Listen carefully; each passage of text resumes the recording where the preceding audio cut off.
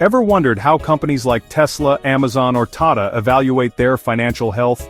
These giants, along with countless other businesses, rely on a crucial financial document to understand their economic standing and make informed decisions. This document is none other than the balance sheet. But what exactly is a balance sheet, and why is it so important? The secret lies in their balance sheet. This financial statement provides a detailed summary of a company's assets, liabilities, and shareholders' equity at a specific point in time. It's like a financial snapshot that tells the story of a company's financial health and stability. In today's video, we will break down the balance sheet step by step, with real-world examples. We'll explore how different companies use this document to strategize, plan, and grow. Whether you're a business owner, an investor, or just curious about financial statements, this video will provide valuable insights. The balance sheet is a snapshot of a company's financial position at a given time. It's divided into three main sections: assets, liabilities, and shareholders' equity. Each section provides critical information that helps stakeholders understand the company's financial footing. It shows what a business owns, which are its assets, and what it owes, which are its liabilities. Assets can include cash, inventory, property, and more, while liabilities might encompass loans, accounts payable, and other debts. The difference between these two is the shareholders' equity, representing the net value of the company. Let's understand its format, importance, and some key adjustments. We'll delve into how to read a balance sheet, what each section means, and how to interpret the numbers. By the end of this video, you'll have a solid grasp of how to use a balance sheet to assess a company's financial health and make informed decisions. So let's get started on this financial journey together.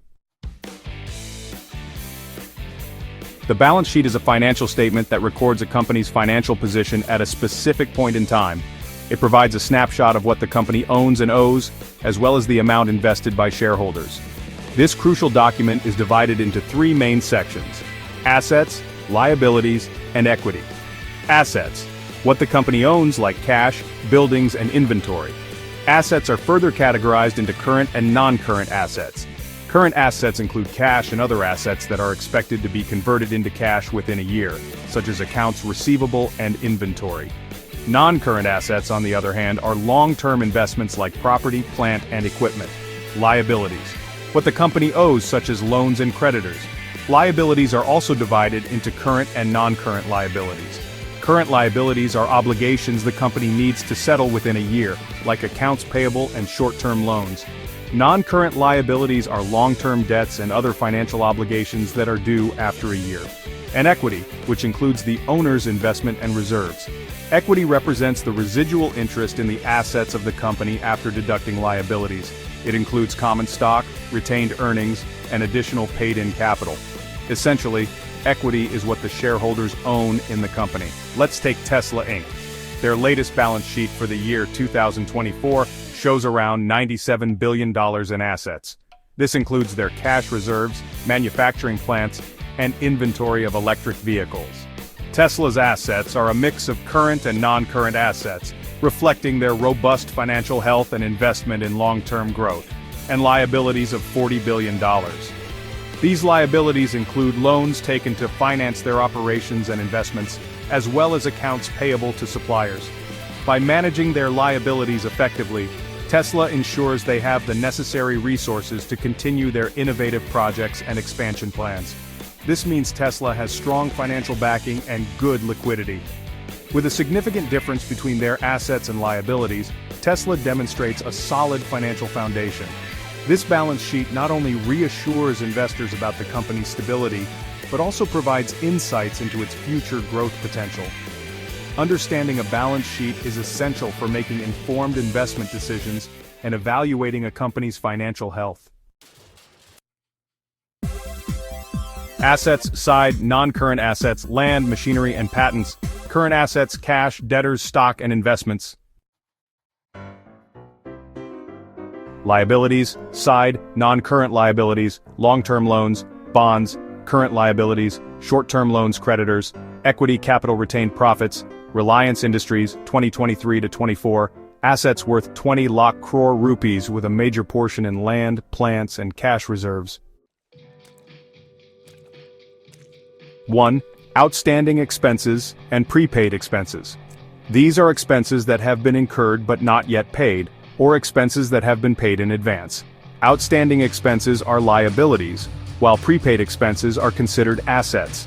For instance, a company might have outstanding rent or utility bills that need to be accounted for in the final accounts. On the other hand, prepaid insurance or rent paid in advance would be recorded as an asset. For example, Tata Motors might have 500 crores of outstanding salaries, which is a liability.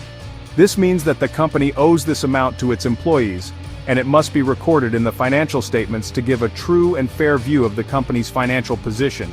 Similarly, if Tata Motors has paid for insurance coverage for the next year in advance, this would be considered a prepaid expense and recorded as an asset. 2. Accrued income and unearned income. Accrued income refers to income that has been earned but not yet received, while unearned income is money received before the service has been provided or the goods have been delivered. Accrued income is an asset, and unearned income is a liability. For example, a company might have provided services to a client but has not yet received payment. This would be recorded as accrued income. For instance, Netflix collects subscription payments in advance, which is unearned income. This means that Netflix has received money for services it has yet to provide. This unearned income is recorded as a liability on the balance sheet until the service is provided. As Netflix provides the streaming service over the subscription period, the unearned income is gradually recognized as earned income. 3. Depreciation and provision for bad debts. Depreciation is the allocation of the cost of a tangible asset over its useful life. It represents the wear and tear of the asset. Provision for bad debts is an estimate of the amount of receivables that may not be collected. Both are important adjustments in final accounts to reflect the true financial position of a company. As an example, Zomato may write off bad debts from restaurants that fail to pay dues. This means that Zomato recognizes that it will not be able to collect certain amounts owed by some restaurants, and it adjusts its financial statements accordingly. Depreciation, on the other hand, might involve Zomato spreading the cost of its delivery vehicles over their useful life, ensuring that the expense is matched with the revenue generated by these assets. It helps investors analyze financial health. It guides banks in loan approvals. It helps business owners make decisions. If you were to invest in Adani Enterprises, you'd first check their balance sheet to see their debt levels before making a decision. A balance sheet tells us the real financial position of a company. By analyzing it, we can understand how strong a business is. If you found this video helpful, hit like and subscribe. Comment below if you want a detailed analysis of a company's balance sheet.